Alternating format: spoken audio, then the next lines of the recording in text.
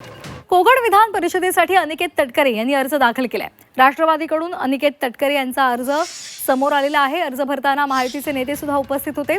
खासदार सुनील तटकरे, मंत्री उदय सामंत, मंत्री आदिती तटकरे, मंत्री नितेश राणे, त्याचबरोबर भाजपचे नेते आमदार प्रमोद जठार, निरंजन डावखरे, दीपक केसरकर, शेखर निकम सुद्धा यावेळी उपस्थित होते।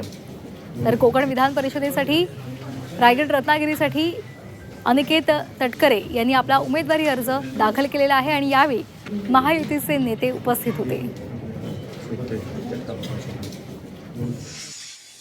सर्व वरिष्ठ नेत्यांचे मनापासून आभार व्यक्त करतो की त्यांनी माझ्यावर आज हा विश्वास टाकला आणि फक्त राष्ट्रवादीच नाही तर महायुती म्हणून मला त्या ठिकाणी उमेदवारी दिली। त्याबद्दल मनपूर्वक मी सर्व नेते मंडळींचा आभार व्यक्त करतो की महायुतीचे उमेदवार म्हणून आदरणीय राणे साहेबांचा सुद्धा मी आवर्जून उल्लेख करीन की त्यांनी सगळ्यांनीच आज अनिकेतबाई तटकरे यांचा उमेदवारी अर्ज महायुतीचे उमेदवार म्हणून दाखल करत असताना त्यांना आशीर्वाद दिले।